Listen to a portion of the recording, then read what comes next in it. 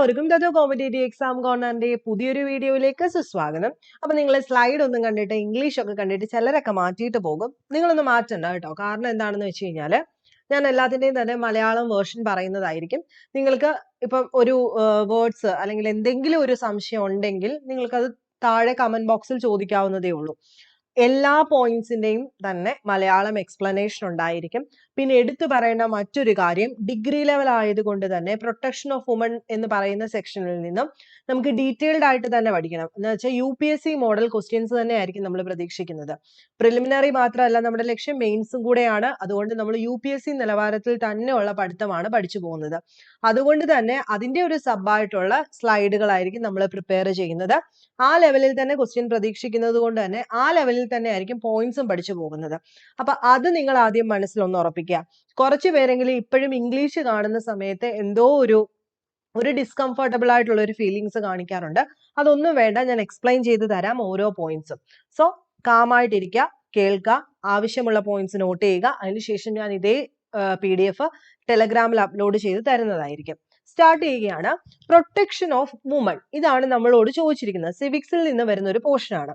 ഈ സിവിക്സിൽ നിന്ന് വരുന്ന പോർഷൻ തന്നെ നമുക്ക് ഇന്ത്യൻ കോൺസ്റ്റിറ്റ്യൂഷനുമായിട്ട് റിലേറ്റ് ചെയ്തും ക്വസ്റ്റ്യൻസ് വരാം. അതുകൊണ്ട് തന്നെ നമ്മൾ എന്താണ് അങ്ങോട്ടും ഇങ്ങോട്ടും ബന്ധപ്പെടുത്തി ഇന്റർ കണക്ട് ചെയ്ത് പഠിക്കുന്ന ഒരു മേഖലയായിരിക്കും ഈ ഒരു ക്ലാസ് എന്ന് പറയുന്നത്. അതിന്റെ ഭാഗമായിട്ട് ആദ്യമായി നമ്മൾ പറയാൻ പോകുന്നത് വുമൺസിനുള്ള സുരക്ഷ. അത് നമ്മുടെ ഫണ്ടമെന്റൽ റൈറ്റ്സിൽ തന്നെയുണ്ട്. എവിടെയുണ്ട്? നമ്മുടെ മൗലിക അവകാശങ്ങളിൽ തന്നെ സ്ത്രീകൾക്കുള്ള സുരക്ഷയെ പറ്റിയിട്ട് എടുത്തു പറയുന്നുണ്ട്. നിങ്ങൾക്കറിയാം ആർട്ടിക്കിൾ 14 എന്താ നമ്മൾ പഠിച്ചിട്ടുള്ളത്? വുമൻസിനും മെന്നിനും, ആണിനും പെണ്ണിനും എന്തുണ്ട്? Equal rights and opportunity in the political, economic and social spheres അല്ലെ? നമ്മൾ പഠിച്ചതല്ലേ?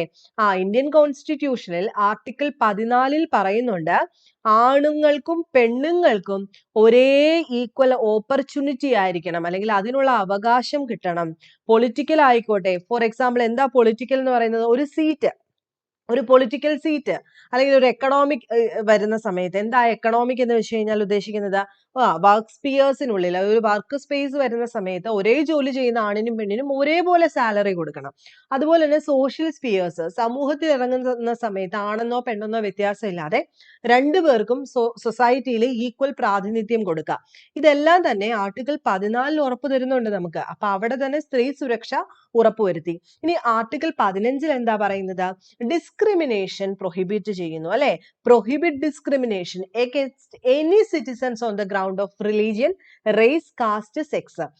ഒരു തരത്തിലും അവിടെ എടുത്തു പറയുന്ന ഒരു പോയിന്റ് ആണ് സെക്സ് എന്ന് പറയുന്നത് അല്ലെ? ആണെന്നോ പെണ്ണെന്നോ വ്യത്യാസമില്ലാതെ എല്ലാവർക്കും ഒരേ റൈറ്റ് ആണ് നമ്മുടെ ഇന്ത്യയിലുള്ളത്. അവിടെ ഒരു തരത്തിലുള്ള ഡിസ്ക്രിമിനേഷനും പാടില്ല. ഇനി ആർട്ടിക്കിൾ 15(3) എന്ത് പറയുന്നുണ്ട്? Makes a special provision enabling the state to make affirmative discrimination in favour of woman അല്ലെ? അതിനകത്ത് സ്പെഷ്യൽ പ്രൊഹിബിഷൻ കൊടുക്കുന്നുണ്ട്. ഏതെങ്കിലും തരത്തിൽ ഡിസ്ക്രിമിനേഷൻ പാടില്ല, പക്ഷേ മുതിർന്ന പൗരന്മാർക്കും അല്ലെങ്കിൽ കുട്ടികൾക്കും സ്ത്രീകൾക്കും ഒക്കെ നമുക്ക് കുറച്ച് എന്ത് കൊടുക്കാം? ഒരു സ്പെഷ്യൽ പ്രൊവിഷൻ കൊടുക്കാം എന്ന് നമ്മൾ അത് പഠിക്കുന്ന സമയത്ത് തന്നെ പറയുന്നുണ്ട് അല്ലെ? ഡിസ്ക്രിമിനേഷൻ പാടില്ല, പക്ഷേ സ്ത്രീകൾക്ക് ചെറിയ രീതിയിൽ ഒരു സ്പെഷ്യൽ പ്രൊവിഷൻ എന്ത് കൊടുക്കുന്നുണ്ട്? ഭരണഘടന ഉറപ്പ് കൊടുക്കുന്നുണ്ട്. അതും സ്ത്രീകളുടെ പ്രൊട്ടക്ഷനുമായിട്ട് ബന്ധപ്പെട്ടതാണ്.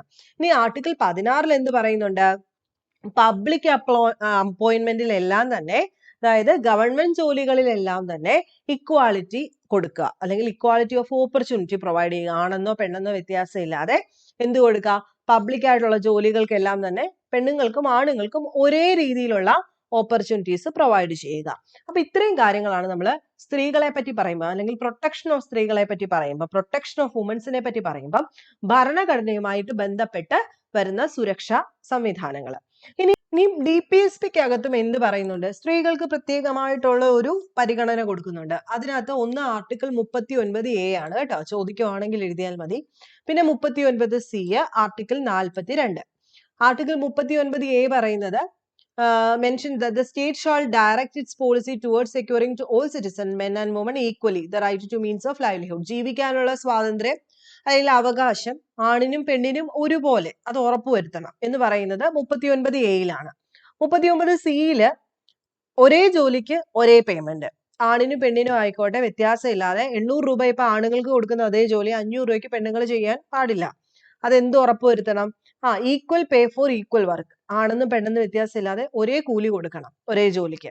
അതുപോലെ ആർട്ടിക്കിൾ 42 പറയുന്നത് the state to make provisions for ensuring just and human condition of work and maternity relief. അല്ലെ, മെറ്റേണിറ്റി റിലീഫിനുള്ള അല്ലെങ്കിൽ ആ മെറ്റേണിറ്റി ലീവ് പോലെയുള്ള കാര്യങ്ങളെ പറ്റിയിട്ടാണ് ആർട്ടിക്കിൾ 42 പറയുന്നത്. അതും DPSP ആണ്. നമ്മൾ പറഞ്ഞിട്ടുണ്ട് ജുഡീഷ്യബിൾ ആയിട്ടുള്ളതല്ല, നമ്മളോട് പറയുന്നതാണ് നല്ലൊരു രാജ്യം കെട്ടിപ്പടുക്കണമെങ്കിൽ നമ്മൾ അനുസരിക്കേണ്ട കുറച്ച് നിർദ്ദേശക തത്വങ്ങളാണ് ഇതിനകത്ത് ഉൾപ്പെടുത്തിയിരിക്കുന്നത്. അതിനകത്ത് 39A 39C ആർട്ടിക്കിൾ 42 സ്ത്രീകളെ സംരക്ഷിച്ചിട്ടുള്ളതാണ്, അല്ലെങ്കിൽ സ്ത്രീകളെ സംരക്ഷണവുമായിട്ട് ബന്ധപ്പെട്ടുള്ളതാണ്. അപ്പൊ അതിനകത്ത് സംശയമൊന്നുമില്ലെന്ന് വിചാരിക്കുന്നു.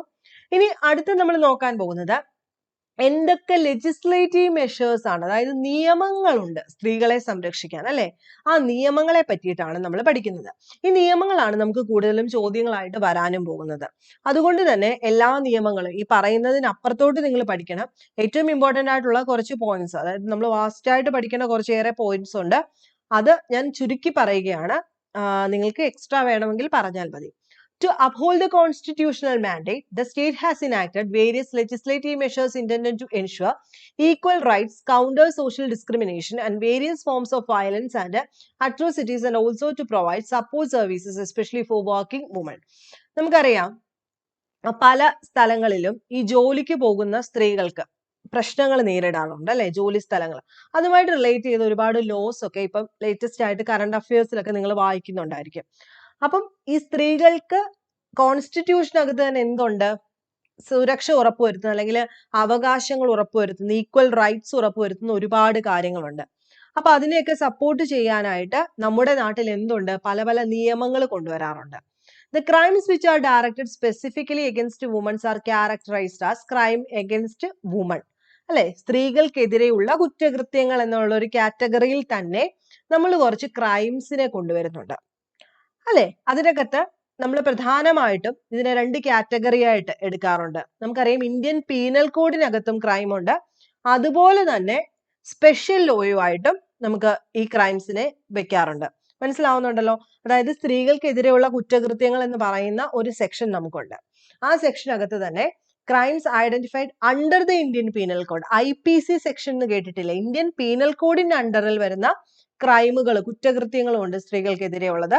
അതുപോലെ തന്നെ സ്പെഷ്യൽ ലോസ് ഉണ്ട്. സ്പെഷ്യൽ ലോ എന്ന് പറഞ്ഞു കഴിഞ്ഞാൽ ഇപ്പം for example dowry prohibition act, സ്ത്രീധന നിരോധന നിയമം, അതെന്താണ്? ഒരു സ്പെഷ്യൽ ലോയാണ്, അതൊരു ക്രൈമാണ്, അല്ലെ? അതൊരു കുറ്റമാണ്. ഡൗറി പ്രൊഹിബിഷൻ ആക്ട് പ്രകാരം ഡൗറി വാങ്ങിച്ചാൽ അതൊരു കുറ്റമാണ്. അപ്പൊ അതെല്ലാം സ്പെഷ്യൽ ലോയാണ്, സ്പെഷ്യൽ ആയിട്ട് ഡൗറിക്ക് വേണ്ടിയിട്ട് കൊണ്ടുവന്നിരിക്കുന്നു. ഇപ്പൊ ഇമ്മോറൽ ട്രാഫിക് പ്രിവെൻഷൻ ആക്ട്, അതൊരു സ്പെഷ്യൽ ലോയാണ്, അതും എന്താണ്? കുറ്റമാണ്, അല്ലെ? അപ്പം 2 രീതിയിൽ നമ്മള് കുറ്റങ്ങളെ അല്ലെങ്കിൽ ഈ ക്രൈംസ് എഗൻസ്റ്റ് വുമനെ കൊണ്ടുവരുന്നുണ്ട്. ഒന്ന് IPC, 2 സ്പെഷ്യൽ ലോ. നോക്കാം, IPC പ്രകാരം ഇന്നൊരാൾ എന്നോട് ഒരു കമന്റ് ചോദിച്ചിട്ടുണ്ട്, നമ്മൾ IPCs ഒക്കെ പഠിക്കണോ എന്നുള്ളത്. എല്ലാം ഒന്നും ഡീറ്റെയിൽഡ് ആയിട്ട് വേണ്ട, ഇപ്പൊ ജസ്റ്റ് ഞാനിപ്പോ പറയുന്ന ആ ഒരു IPC സെക്ഷൻസ് ഒക്കെ ഒന്ന് നോട്ട് ചെയ്ത് പഠിക്കുക, ഇത്രേ ഉള്ളൂ. അടുത്തത് ഒന്നാമത് നോക്കാം, IPC സെക്ഷനിൽ റേപ്പ്, നമ്മുടെ പീഡനം എന്ന് പറയുന്നത് വരുന്നത് സെക്ഷൻ 376 IPCയിലാണ്. സെക്ഷൻ 376 IPC റേപ്പ് ആണ്. അതുപോലെ kidnapping and abduction for different purpose, തട്ടിക്കൊണ്ടുപോവുക, അല്ലെ? അതുപോലെ വേറെ എന്തെങ്കിലും പർപ്പസ്ഫുള്ളി തട്ടിക്കൊണ്ടുപോവുക, അതൊക്കെ എന്ന് പറയുന്നത് സെക്ഷൻ 363 373 IPC പ്രകാരമാണ് ഈ തട്ടിക്കൊണ്ടുപോകൽ വരുന്നത്. അതിൽ homicide for dowry death or their attempt, അത് നമ്മൾ സ്ഥിരം പത്രത്തിലൊക്കെ കാണുന്ന ഒരു IPC സെക്ഷൻ ആയിരിക്കും. 302 അല്ലെങ്കിൽ 304B എന്ന് പറയുന്നത് എന്താണ്? IPC സെക്ഷൻ 302 304B എന്ന് പറയുന്നത് എന്താണ്? ആത്മഹത്യ, അതായത് ഏതെങ്കിലും തരത്തില് ഒന്നുകിൽ കൊലപാതകം, ഭർത്തൃ വീട്ടിൽ വെച്ചിട്ട് കൊലപാതകം, അല്ലെങ്കിൽ ആത്മഹത്യ, എന്തിന്റെ പേരില്? ഡൗറിയുടെ പേരില്. അങ്ങനെ വരുന്ന സമയത്ത് അല്ലെങ്കിൽ അതിനുള്ള അറ്റംപ്റ്റ്, കൊലപാതകപ്പെടുത്താനുള്ള അറ്റംപ്റ്റ്, അത് മാനസികമായിട്ടാണെങ്കിൽ പോലും എടുക്കാം എന്നുള്ളതാണ് പറയുന്നത്. അത് 302 304B IPC. അതുപോലെ torture, both mental and physical. നമ്മൾ പറയാറുണ്ട് മെന്റലി ഒരാളെ ടോർച്ചർ ചെയ്യാം, ഫിസിക്കലി ടോർച്ചർ ചെയ്യാം, രണ്ടും എന്താണ്? ക്രൈം ആണ്. അത് 498A ഓഫ് IPC ആണ് കേട്ടോ. Section 498A of IPC. അടുത്ത molestation എന്ന് പറയുന്നത് സെക്ഷൻ 354 ആണ്. സെക്ഷൽ ഹറാസ്മെന്റ് അത് IPC 509. അതുപോലെ importation of girls. Importation means കടത്തിവിടുക എന്നുള്ളത് up to 21 years of age. 21 താഴെ ആയിരിക്കണം. അങ്ങനെ വരുവാണെങ്കിൽ സെക്ഷൻ 366B ഓഫ് IPC. ഇത്രയുമാണ് നമുക്ക് IPC സെക്ഷൻ പഠിക്കാനുള്ളത്. ജസ്റ്റ് നിങ്ങളൊന്ന് നോട്ട് ചെയ്തൊന്ന് പഠിക്കാം. ഇനി അടുത്തത് നമുക്ക് സ്പെഷ്യൽ ലോ. ആ സ്പെഷ്യൽ ലോയിൽ നിന്നായിരിക്കും നമുക്ക് കൂടുതലും ചോദ്യങ്ങൾ വരുന്നത്. നോക്കാം, commission of sati prevention act. അത് 1987 വന്നതാണ്. എന്താണെന്ന് അറിയാലോ, സതി പ്രിവെൻഷൻ ആക്ട്. പണ്ട് നേരിട്ടുകൊണ്ടിരുന്ന ഒരു പ്രശ്നമായിരുന്നു സതി. അപ്പൊ അതിനെതിരെയുള്ളതാണ്. 1987 വന്നത്. വളരെ ഇമ്പോർട്ടന്റ് ആണ് ഡൗറി പ്രൊഹിബിഷൻ ആക്ട് എന്ന് പറയുന്നത്. സ്ത്രീധന നിരോധന നിയമം 1961. അതുപോലെ indecent representation of woman prohibition act 1986. Immoral traffic prevention act 1956. Protection of woman from domestic violence act 2005. ഇതിനകത്ത് ചോദ്യം വരുന്നത് എപ്പോഴും ഈ protection of woman and domestic violence act 2005 നിന്നായിരിക്കും. അത് നമുക്ക് ഡീറ്റെയിൽഡ് ആയിട്ട് തന്നെ പഠിക്കണം. അപ്പം എന്തൊക്കെയാണ് സ്ത്രീകൾക്ക് എതിരെ നടക്കുന്ന കുറ്റകൃത്യങ്ങൾക്കുള്ള ശിക്ഷകൾ, അതിന്റെ IPC സെക്ഷൻ, അതിന്റെ സ്പെഷ്യൽ ലോയും അതിന്റെ ഇയേഴ്സും, അതാണ് നമ്മളിപ്പം ചർച്ച ചെയ്തത്. അപ്പൊ അതുവരെ സംശയമില്ലെന്ന് വിചാരിക്കുന്നു. ഞാൻ മുന്നോട്ട് പറയുകയാണ്. ഇനി അടുത്തത് നോക്കുക, വയലൻസ്. നമ്മളിപ്പോ പറഞ്ഞു ഡൊമസ്റ്റിക് വയലൻസ് ആക്ട് 2005. അതിന്റെ കുറച്ച് ഫീച്ചേഴ്സ് നിങ്ങൾ ഒന്ന് അറിഞ്ഞിരിക്കണം. നമുക്ക് സ്റ്റേറ്റ്മെന്റ് വരുന്ന സമയത്ത് നമുക്ക് തെറ്റിപ്പോകരുതല്ലോ. നോക്കുക, salience features of protection of woman from domestic violence act 2005. ഒന്ന്, ഇതിനകത്ത് വരുന്ന ഫീച്ചേഴ്സിനകത്ത് വരുന്ന ഒന്ന്, ഇൻക്ലൂഡ്സ് ഫിസിക്കൽ ആൻഡ് മെന്റൽ ഇൽ ട്രീറ്റ്മെന്റ്. ഒന്നെങ്കിൽ നമ്മളെ മെന്റലി ട്രീറ്റ് ചെയ്യുന്ന രീതി അല്ലെങ്കിൽ ഫിസിക്കൽ ട്രീറ്റ് ചെയ്യുന്ന രീതി. അത് രണ്ട് രീതിയിലും എന്തെങ്കിലും തരത്തിൽ നമ്മളെ മോശകരമായി ബാധിക്കുകയാണെങ്കിൽ അത് ഡൊമസ്റ്റിക് വയലൻസ് ആക്ട് 2005 അണ്ടറിൽ വരും. Primarily mean for the protection of wife or female live in partner. അതായത് ശരിക്കും ഇത് പ്രൊട്ടക്ട് ചെയ്യുന്നത് ഭാര്യമാര് അല്ലെങ്കിൽ കൂടെ ജീവിക്കുന്ന ഫീമെയിൽ പാർട്ട്ണർ, അവർക്ക് വേണ്ടിയിട്ടുള്ളതാണ്. Law also extend to sisters, widows or mothers. ആദ്യം നമ്മൾ കൊടുക്കുന്നത്, അതായത് ഡൊമസ്റ്റിക് വയലൻസ് ആക്ട് ആദ്യം കൊടുക്കുന്നത് ഭാര്യ എന്ന് പറയുന്ന ഒരു പദവിക്കാണ്, അല്ലെങ്കിൽ കൂടെ ജീവിക്കുന്ന ലൈഫ് പാർട്ട്ണർ. അത് കഴിഞ്ഞിട്ട് പിന്നെ സിസ്റ്റേഴ്സിനും കിട്ടുന്നുണ്ട്, വിഡോസിന് കിട്ടുന്നുണ്ട്, മദേഴ്സിനും കിട്ടുന്നുണ്ട്. അത് നിങ്ങൾ എക്സ്ട്രാ എഴുതി വെക്കണം. പെങ്ങന്മാർക്ക്, നമുക്ക് വിധവകൾക്ക്, അമ്മമാർക്ക്, ഇതെല്ലാം തന്നെ ഈ ലോ ആപ്ലിക്കബിൾ ആണ്. Harassment in the form of dowry demands also included in this law. Dowry prohibition act കൂടാതെ എന്തെങ്കിലും സ്ത്രീധനത്തിന്റെ പേരിലുള്ള ഹറാസ്മെന്റും ഈ ഒരു ലോയ്ക്കകത്ത് ഉൾപ്പെടുത്തുന്നുണ്ട്. Gives woman the right to secure housing. നമ്മൾ പറയത്തില്ലേ, വീട്ടിൽ നിന്ന് ഇറങ്ങി പോകാൻ പറയുമ്പം നമുക്ക് ഈ ഒരു ആക്ട് പ്രകാരം അങ്ങനെ ജീവിക്കാൻ, ആ വീട്ടിൽ ജീവിച്ചു പോകാനുള്ള ഒരു സ്വാതന്ത്ര്യം ഈ ആക്ട് കൊടുക്കുന്നുണ്ട്. The court can also issue protection orders that prevent the abuser to harass the woman by act at her workplace. അതുപോലെ ജോലി ചെയ്യുന്ന സ്ഥലത്താണെങ്കിലും ഇഷ്യൂസ് വരികയാണെങ്കിൽ അവരെ പ്രൊട്ടക്ട് ചെയ്യാനുള്ള ഓർഡേഴ്സും ലോ കോർട്ടിന് ഇറക്കാൻ പറ്റും ഈ ഒരു ലോ വെച്ചിട്ട്. The act proposes the appointment of protection officers and NGOs. അതായത് ഇതിന് വേണ്ടിയിട്ട് ഈ ഒരു ആക്ട് എന്താണ്, എന്തെങ്കിലും സെവിയർ ആയിട്ടുള്ള ഒരു കേസ് വരുന്ന സമയത്ത് പ്രൊട്ടക്ഷൻ ഓഫീസേഴ്സിനെയും NGOസിനെയും ഒക്കെ അപ്പോയിന്റ് ചെയ്യാനുള്ള ഒരു പർപ്പസ്, ഒരു എന്താ പറയുന്നത്, ഒരു അംഗീകാരം കൂടെ കൊടുക്കുന്നുണ്ട് ഈ ഒരു act. A breach of protection order is a non bailable offence. നമ്മൾ പറഞ്ഞിട്ടുണ്ട്, പലപ്പോഴും നമ്മൾ പറയാറുണ്ട്, എന്താണ്, ജാമ്യമില്ലാത്ത വകുപ്പാണ് ഇത്. എന്തെങ്കിലും തരത്തിൽ തെളിഞ്ഞു കഴിഞ്ഞാൽ നമുക്ക് ജാമ്യത്തിന് അപേക്ഷിക്കാൻ പറ്റില്ല, ജയിലിൽ കിടന്നേ ഒക്കത്തുള്ളൂ, അതിന് ശേഷം മാത്രമേ കേൾക്കത്തുള്ളൂ. ഇപ്പൊ ഇച്ചിരിയൊക്കെ വ്യത്യാസം വന്നിട്ടുണ്ട്. അപ്പൊ അടുത്തത് എന്ന് പറയുന്നത് വളരെ ഇമ്പോർട്ടന്റ് ആയിട്ടുള്ള ഒരെണ്ണമാണ്, protection of woman from sexual harassment act 2013 എന്ന് പറയുന്നത്. എന്താണ് POSH എന്ന്, പോഷൻ ഓർക്കുക, protection of woman from sexual harassment act. ഇതിൽ നിന്നൊക്കെ നിങ്ങൾക്ക് ക്വസ്റ്റ്യൻസ് വരാം കേട്ടോ, അതുകൊണ്ട് കൃത്യമായിട്ട് പഠിക്കുക. പഠിക്കുന്ന കാര്യം വൃത്തിയായിരിക്കണം. എന്താ അത് പറയുന്നത്, protection of woman from sexual harassment. ശരിക്കും ഇത് എവിടെയാണ് ആപ്ലിക്കബിൾ ആയിട്ടുള്ളതെന്നും എന്താണ് ഇതുകൊണ്ട് ഉദ്ദേശിക്കുന്നതെന്നും ഒക്കെ നിങ്ങളൊന്ന് പഠിച്ചിരിക്കുന്നത് നന്നായിരിക്കും.